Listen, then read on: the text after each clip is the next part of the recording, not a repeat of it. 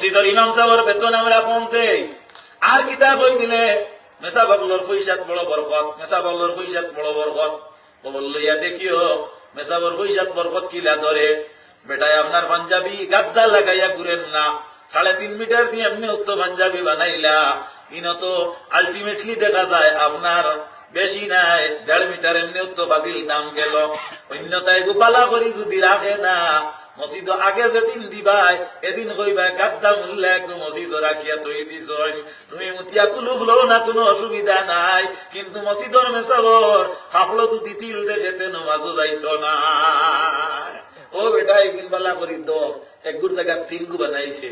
আর বরকত কি লাগানি আলু লইতো আসলো গিয়া আপনার আরেকটা লর বেঙ্গল বাবু 3 টাকা কমে পায়। মাছ হাসানা হয়েছে, দেখিও একদিন, দেখিও একদিন। তুমি গিয়া মাছ লড়ে 700 টাকা কেজি, আর হি গিয়া 150 টাকা 140 টাকার লর।